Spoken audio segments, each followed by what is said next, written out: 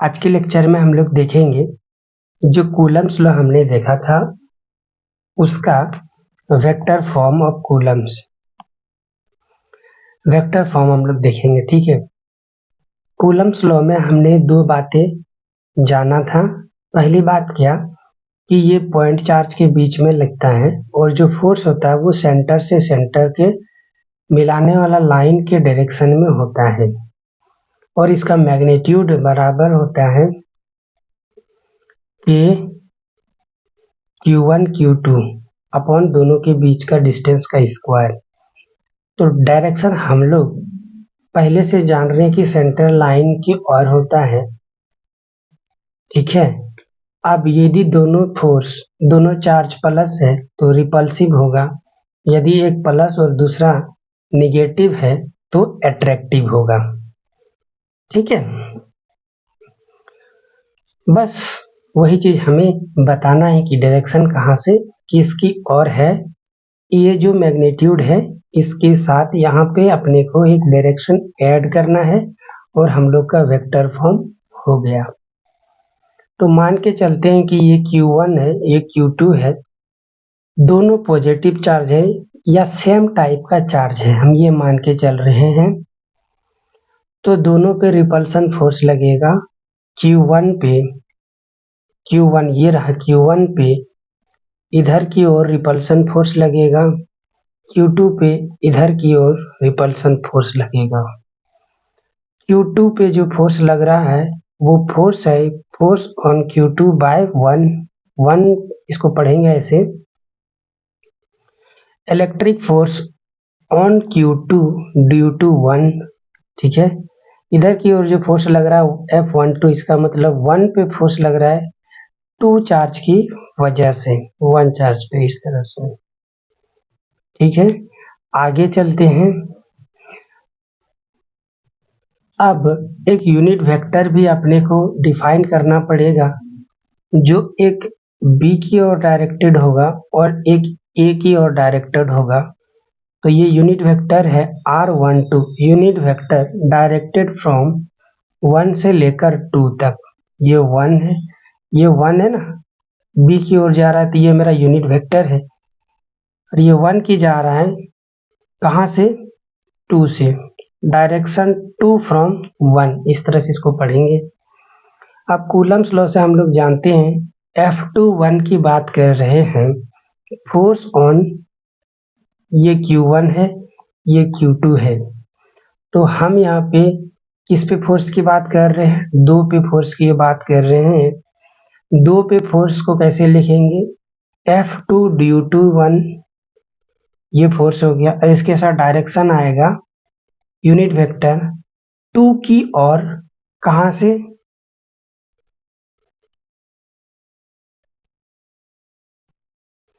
1 से 2 की ओर डायरेक्टेड है। यूनिट वेक्टर इस तरह से आएगा ये। ठीक है, 1 से 2 की ओर डायरेक्टेड वेक्टर है इस तरह से। ठीक, दूसरा 1 पे फोर्स होगा, फोर्स ऑन इस पे 1 पे 2 की वजह से, इसका डायरेक्शन किधर होगा, इसका डायरेक्शन होगा यूनिट वेक्टर 2 से 1 की ओर। ठीक है, इस तरह से। अब आगे चलते हैं। यदि हम इन दोनों को डिवाइड कर देंगे 1 और इक्वेशन नंबर 2 को, तो डिवाइड करने पे ये F21 और F12 ये एक दूसरे को कैंसिल आउट कर देगा, क्या बचेगा, R12 R21। तो ये रेशियो बच गया क्योंकि F12 और R12 दोनों का डायरेक्शन क्या है, ऑपोजिट है। ये वाला जो यूनिट वेक्टर है, ये वाला यूनिट वेक्टर देखिए यहाँ पे Q1 था इधर, ये Q2 था, ये 2 से 1 की ओर है और ये Q2 यूनिट वेक्टर R से 2 की ओर है, इस तरह से। दोनों का डायरेक्शन ऑपोजिट है। यदि इसको मैं इसके टर्म में लिखना चाहूँगा तो मुझे माइनस साइन लगाना पड़ेगा, क्योंकि 180 घुमा दूंगा तो ये 2 से 1 की ओर माइनस साइन आ जाएगा। वेक्टर में हम लोग जानते हैं यदि डायरेक्शन चेंज करेंगे तो एक माइनस साइन आता है, तो माइनस साइन आ गया। अब यहाँ पे वैल्यू पुट करेंगे, इसके जगह पे R21 की जगह पे -12 और ये दोनों एक दूसरे को कैंसिल आउट कर देगा, तो यहाँ पे -1 बचेगा। तो फोर्स F21 बराबर हो जाएगा -F12, मतलब दोनों पे ऑपोजिट डायरेक्शन में फोर्स लगेगा, इसका ये मतलब है। यानी कि ये Q1 था, ये Q2 था, इस पे इधर फोर्स लगेगा तो इसके जस्ट ऑपोजिट डायरेक्शन में ये फोर्स लगेगा, हम पहले से जानते आए हैं। ठीक है, इस तरह से इसका हम लोग का रिप्रेजेंटेशन होता है और इसका फिजिकल मतलब तो हम कई बार इस्तेमाल कर चुके हैं, आप चाहो तो स्क्रीनशॉट ले सकते हैं। ठीक है, अब तीसरे नंबर पे और एक टॉपिक है। टॉपिक यह है कि electric force on multiple charge. हमने एक चीज पढ़ा था, प्रिंसिपल ऑफ सुपरपोजिशन। कोई एक चार्ज है क्यू नॉट बोल देते हैं, यहाँ पे Q1 है, Q2 है, Q3 है, तो इस Q1 के वजह से Q नॉट पे जो चार्ज का फोर्स का अमाउंट लगेगा वो मेरा फिक्स्ड रहेगा। Q2 रहे या Q3 रहे या ना रहे, उससे इन दोनों के बीच में लगने वाला फोर्स, इलेक्ट्रिक फोर्स, वो कोई फर्क नहीं पड़ेगा, वो जितना लगना है उतना ही लगेगा। जब जितना लगना है उतना ही लगेगा तो हम इंडिविजुअली सभी फोर्स को निकाल सकते हैं। इसके होने से यदि इस फोर्स पे इफेक्ट पड़ता तो हम इंडिविजुअली नहीं निकाल सकते, क्योंकि इसके होने और इसके होने या ना होने से इन दोनों के बीच का फोर्स पर कोई फर्क नहीं पड़ रहा है। तो इसको हम पॉइंट चार्ज मान के एक बार न्यूटन लॉ लगाएंगे और यहाँ निकलेगा F1।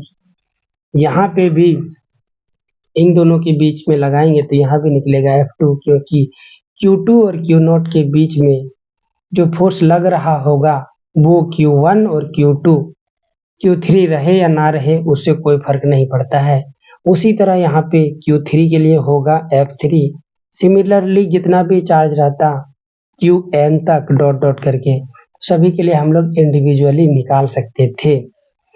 तो इस Q0 पे नेट फोर्स कितना लगेगा, हम मान लेते हैं इस पे जो नेट फोर्स F नेट लगेगा उसको वेक्टर तरीके से ऐड करेंगे, F1 प्लस में F2 प्लस में n चार्ज तक है तो Fn तक। एक बात का आप ध्यान रखिएगा, यहाँ पे जब मैं इस फोर्स के लिए लिखूंगा तो फॉर्मूला मेरा क्या होगा, K Q0 Q1 upon R1। इस फोर्स के लिए मैं लिखूंगा इस पॉइंट और इस पॉइंट चार्ज के लिए, तो यहाँ भी Q0 Q2 अपॉन R2। तो एक इसके लिए भी लिख देता हूँ K Q0 Q3 upon R3। तो n के लिए भी क्या हो जाएगा, Q0 K Q0 Qn upon Rn। तो जितना भी चार्ज होगा सब में कॉमन क्या है, ये वाला K Q0 K Q0 K Q0। तो हम लोग इसको K Q0 को बाहर निकाल लेंगे, इस तरह से सभी में आएगा। ठीक है, तो क्या बचेगा F1 के लिए Q1 अपॉन R1 प्लस में Q2 अपॉन R2 प्लस में, उसी तरह n चार्ज के लिए Qn अपॉन Rn। तो इसको यदि हम लोग सिग्मा के टर्म में लिखना चाहेंगे यानी समेशन के टर्म में, तो हम लोग क्या कर सकते हैं, Q को I रूप दे सकते हैं और R को भी I रूप दे सकते हैं। अच्छा, इस सब में स्क्वायर होगा, ठीक है। और I का मान कहाँ से स्टार्ट होगा, 1 से लेकर n तक, और इन सभी में मल्टीप्लाई होगा कॉमन क्या, Q0। ठीक है, इस तरह से सिग्मा कैसे ऑपरेट होता है ये बेसिक मैथमेटिक्स में मैंने आपको बता चुका हूँ। ठीक है, तो यहाँ पे उसके डिस्कशन नहीं करेंगे हम लोग। बेसिकली ये ओपन ऐसा ये होता है कि एक बार आई का मान इसको लोअर सफिक्स बोलते हैं, इसको अपर सफिक्स बोलते हैं। लोअर से अपर सफिक्स में खुलेगा इंटीजर के फॉर्मेट में और हर एक इंटीजर के बाद प्लस प्लस आएगा। जब इसको ओपन करोगे एक डाल के तो Q1 और नीचे भी 1, 2 डालोगे तो प्लस आएगा, फिर 3 डालोगे तो यहाँ आएगा, 2 कहाँ डालोगे, यहाँ R2 और यहाँ पे Q2 स्क्वायर होगा इस तरह से। ठीक है, तो याद रहे यहाँ पे वेक्टर सम है। तो यही चीज है यहाँ पे। अब इसको पढ़ते हैं। When multiple number of charges are integrated, interacting मतलब प्रभावित है, then the total force on given charge is vector sum of force exerted on it by all other charge individually जितना जितना चार्ज लग रहा है सभी को निकाल के हम लोग वेक्टर सम करेंगे। इस तरह का एक प्रॉब्लम हमने पिछला वीडियो में किया भी था। दिखा देता हूँ कौन सा वीडियो है। हाँ ये रहा, ये याद है ना, ट्रायंगल वाला वीडियो। ठीक है, ये ट्रायंगल वाला क्वेश्चन ये हमने सॉल्व किया था। तो ये जो है अभी जो मैंने आपको बताया इंपॉर्टेंट है, चेक बोर्ड में पूछता है कि electric force on multiple charge. तो आपको करना कुछ नहीं है, यहाँ पे जो बातें लिखा हुआ है बस उसको लिखना है और आपको ये डायग्राम बना देना है। ठीक है, ये सारे डायग्राम बनाओगे आप और इसका ये मतलब होता है, यही जो अभी ऊपर में मैंने लिखा था। यहाँ है कंसेप्ट ऑफ सुपरपोजिशन प्रिंसिपल। हालांकि मैंने आपको बता दिया था सुपर प्रिंसिपल पोजिशन क्या होता है। According to this superposition principle, interaction between two charge is independent from presence और एब्सेंस ऑफ थर्ड चार्ज। ठीक है, आगे चलते हैं। कहता है व्हाट डू यू मीन, ये क्वेश्चन बन के ही आ जाता है 2 मार्क्स का। डाई इलेक्ट्रिक कॉन्स्टेंट मैंने आपको बताया था एप्सिलॉन आर ही मेरा क्या होता है, डाई इलेक्ट्रिक कॉन्स्टेंट होता है। और ये एप्सिलॉन मीडियम का अपॉन एप्सिलॉन इसका भाई इलेक्ट्रिक परमिटिविटी मीडियम का, इलेक्ट्रिक परमिटिविटी एयर या वैक्यूम का रेशियो का जो वैल्यू आता है उसी को बोलते हैं डाई इलेक्ट्रिक कॉन्स्टेंट। और ये मीडियम को रिप्रेजेंट करता है और हर एक मीडियम के लिए अलग अलग होता है। तो यही बात यहाँ पे लिखा हुआ है, it is the ratio of force between two charges kept in vacuum to the force between two charges in a medium at same distance apart. Electric force in vacuum upon electric force in medium, उसको हम लोग क्या बोलेंगे, die electric constant. अच्छा, ये वाला definition आया नहीं यहाँ पे, ठीक है, तो इसको हम लोग हटा देते हैं, कहीं तो कंफ्यूजन क्रिएट होगा। इसी को याद रखो आप, वो भी सही लिखा था जो मैंने लिखा था वो भी सही है, ये ज्यादा आसान है आपके लिए।